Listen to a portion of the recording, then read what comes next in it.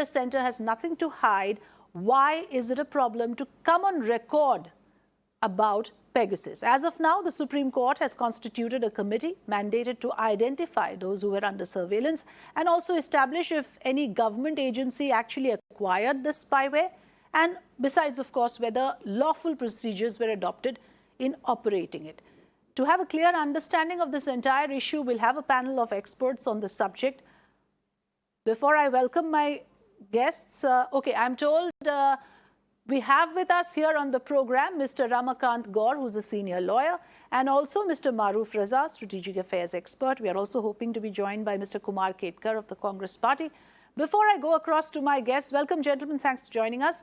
Let's listen in to some important inputs that have come in. A number of MPs have questioned the government on this entire issue. Let's quickly take a listen. ये Pegasus को China और पाकिस्तान के जगह इस्तेमाल करने की जगह देशवासियों पे इस्तेमाल किया जा रहा था। जुडिशरी को सर्वे किया जा रहा था, इलेक्शन कमीशन ऑफिसर्स को किया जा रहा था, ओपोनेंट्स को किया जा रहा था, जर्नलिस्ट को किया जा रहा था, एक्टिविस्ट को किया जा रहा था। तो बिल्कुल लाजमी है कि प्रश्न पूछा जाएगा कि how can they confidently lie on the floor of the house. The New York Times has revealed that $2 billion was spent in procuring a weapon system which included Pegasus. So the government must come clean to explain to the nation from where did this $2 billion come, under which head did it came. This is a very serious issue. Government was hiding the fact while we raised the issue, both houses.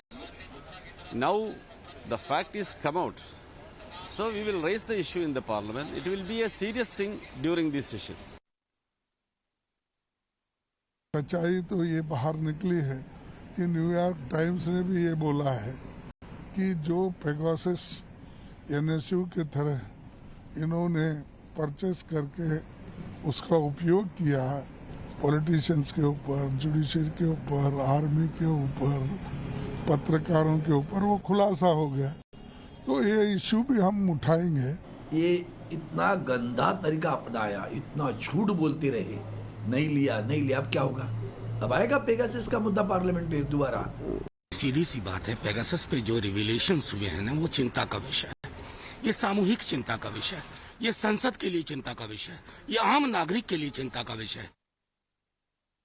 Mr. Ramakant Gaur, you heard those strong observations. I want to ask you that, when it comes to personal liberties, the top court has made it very clear that you cannot intrude into a person's private life, or personal liberties cannot be trampled upon in the garb of national security surveillance under national security. Where do you stand on this issue now that an international journal, an international newspaper has further brought out this issue about the purchase by the Indian government of Pegasus?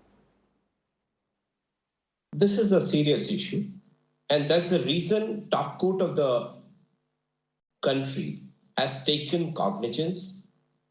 They appointed further a committee headed by Justice Ravindran.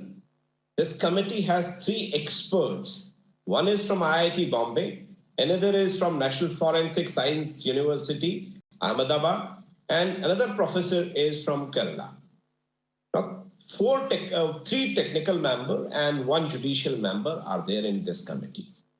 Supreme Court was very clear. On day 1, when this matter was brought to the notice of Supreme Court, Solicitor General tried to hush up the matter, and when he said this is a matter of national security, Supreme Court said you cannot shelve anything and everything in the name of national security.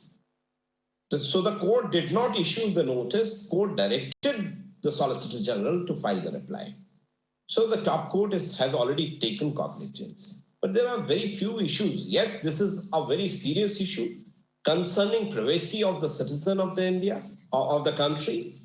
More particularly when senior journalists are being tapped, bureaucrats are being tapped. I don't know about the judicial people, whether any judicial officer was under that surveillance or not. But we need to look at the practical aspects also. Why none of the petitioner or anybody in the country has approached any intelligence agency or investigating agency to conduct an investigation? And that's the question Supreme Court asked. Why there is no complaint at the base level? You cannot come up with anything and everything to the Supreme Court. Supreme Court cannot investigate things and supervise the investigation when such rights are being held by every court of this country. So this is a moot question. Secondly, we need to look into the very important facet. Right before the sessions of Parliament, such news erupt. Is it really appropriate news or being planted in the media? Okay, we'll come to that later, Mr. Gaur, on the authenticity. We cannot be oblivious Right. of. Yes, we will come to that, and I'll also ask Maroof about what exactly could be the compulsions that the centre cannot come on record. But before that, my colleague Pooja will take us through the New York Times report, since we are referring to it time and again. Let's quickly bring a clearer perspective on this. Pooja, take us through the main points. What exactly does this report say that it has become, the centre of discourse in the nation today? Well, indeed, a fresh flashpoint has once again resurfaced between the centre and the opposition parties, and this time over a scathing report by the New York Times titled "The Battle for the World's Most Powerful Cyber Weapon."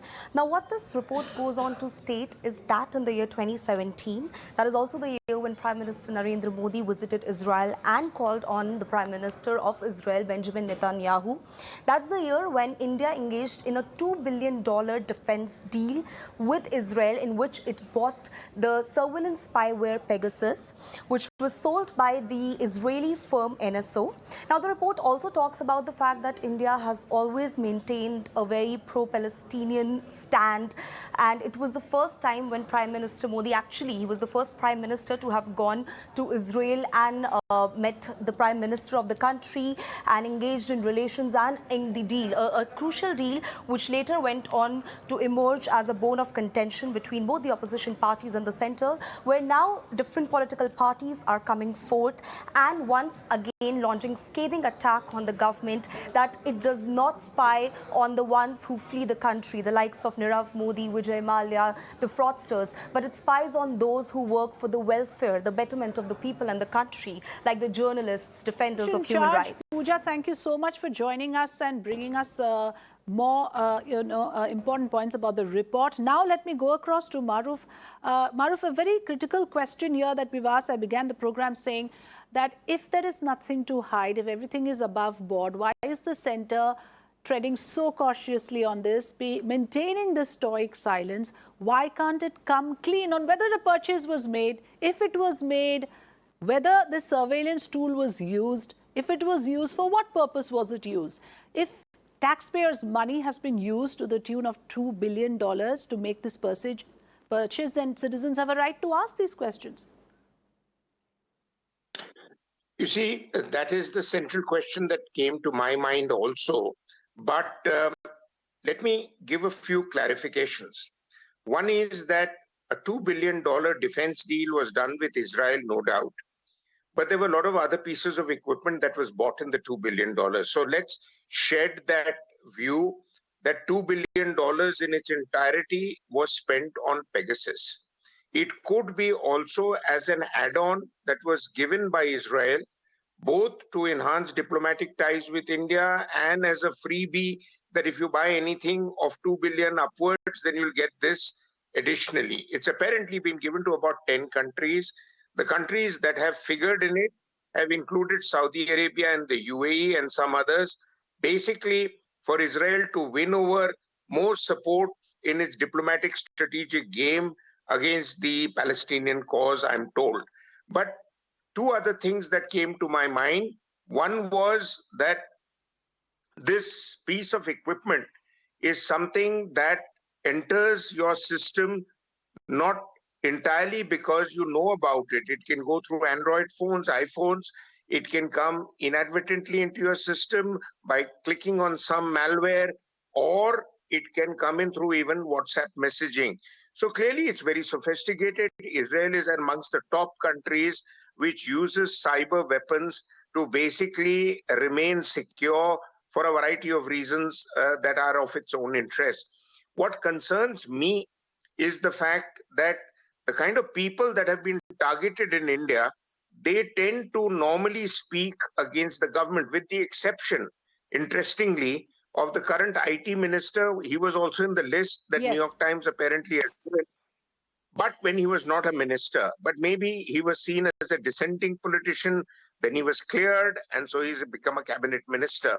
So, these tools are applied by lots of countries, the United States, the UK, and others, to control all kinds of narrative in the public space. Okay. What is of shock, the legislations in India that control the privacy of citizens and the right of the government to monitor that goes back to British times of 1885.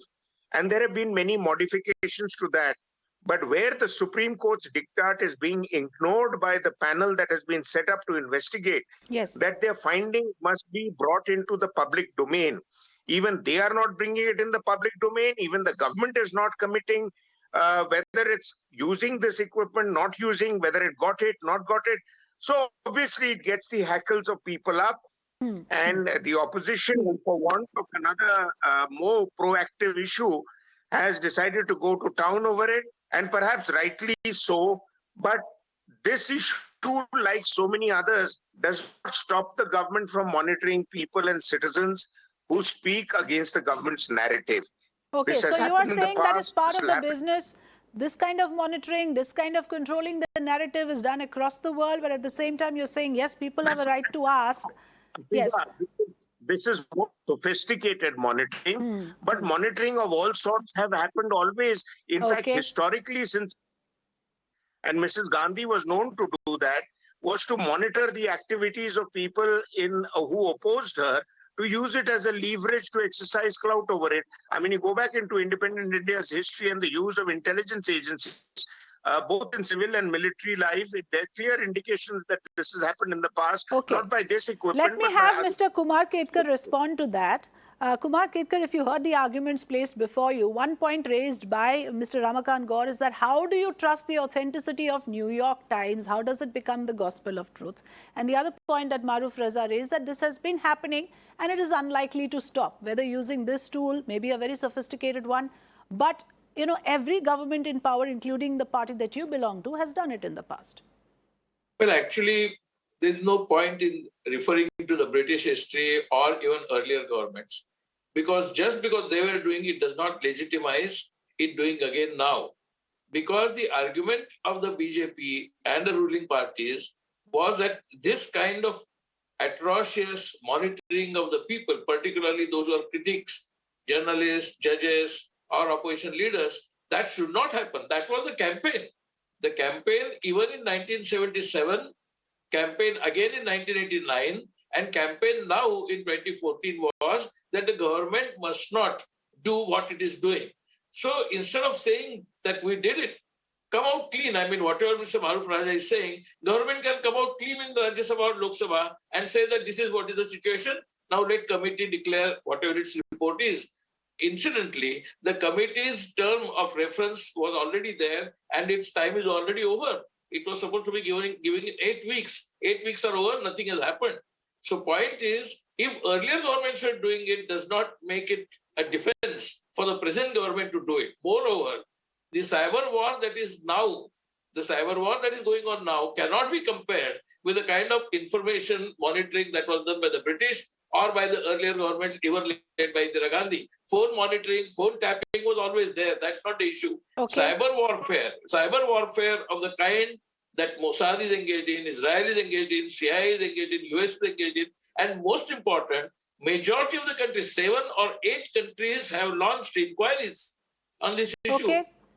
Okay. And they have launched inquiries. So what is I mean, are they not sure that they are clear about it, about the inquiries? So why can't we launch?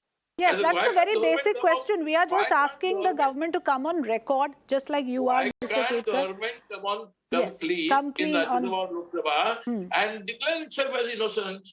Yes, with data? yes, And I will no, just... and one more Sure, small point. sure. Mr. Gaur is questioning the authenticity of New York Times report. Well, New York Times is paper known for its authenticity by and large, except for 1 or 2 mishaps during the Iraq War. But otherwise, during Washington Post and New York Times, these papers have shown that they destabilized their own government. They had to bring Nixon to impeachment level.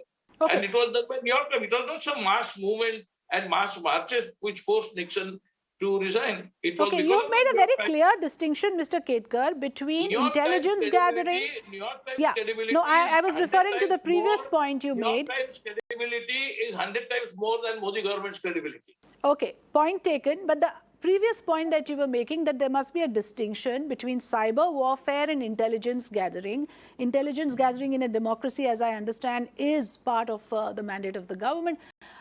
Mr. Gaur, can you tell us, is there a law that we have currently that governs surveillance in India for security, national security reasons? Yes. And this law empowers 9 intelligence agencies, including IB, RAW, CBI, Special Cell, Delhi Police, DRI, DGGI, and some other intelligence agencies to conduct surveillance. So that law is very much in place. And these agencies, and I raised my objections at that relevant time also, that this unfettered power to these intelligence agencies would not be good for the maintaining of privacy. And the Pegasus is very, very serious issue. Because this is, as I agree with Mr. Kumar when he said, this is a cyber war, and the government must come up with the response. Okay. Now, let me take quick closing comments. I'm sorry I have to close the conversation. I need quick closing comments from Maroof and Mr. Ketkar. Maroof, you first. The Supreme Court has said that the government cannot get a free pass every time it mentions national security. How do we resolve this? What is the way forward? You see, Afrida, all over the world, governments take the cloak of national security to get on with a lot of things. Pakistan is a case in point, and even the Western democracies like US and Britain. What we need to do is we need to define, in an era of cyber conflicts and cyber threats, that what all would come under national security. I don't think you're monitoring the conversations of journalists or people in the opposition necessarily contribute to a national security threat. You have to be secure in your own skin and not feel threatened about anybody speaking against you. So just because somebody speaks against you, a whole attitude that is coming to prevail, that if you're with us, then you're fine. If you're against us, then you're threatening national security. And I think that's wrong. We need to be more transparent. We need to be more aggressive. And that is where I think your channel should spearhead the debate. Yes. What should be national security concerns and not cloak everything under national security? Yes, which is what I was asking. Can there be a very well demarcated area? What comes under surveillance for national security and what doesn't? Mr. Ketkar? Actually, this $2 billion expenditure on various activities, not just Pegasus, as well as what comes under and what doesn't come under, can be very clearly clarified. Government is refusing to engage itself in the debate. Government is not ready to even talk about it. And why not? They can say that these are the activities and these were the people who were monitored or not monitored, and nobody of the names that are being given by the opposition, no, none of them were monitored at all. Let them say that. Okay. They're not saying anything. They don't Right. want any argument, any defense, any statement to be made. They're just saying they're putting it under wraps, everything under wraps. Yes, which is why we are saying the government has taken an approach which neither accepts nor denies, and that will simply not do. The parliament session, of course, is going to begin tomorrow, where these questions will be raised by the opposition. Thank you so much, Mr. Kumar Ketkar, Ramakant Gaur and Maroof Raza, for joining us.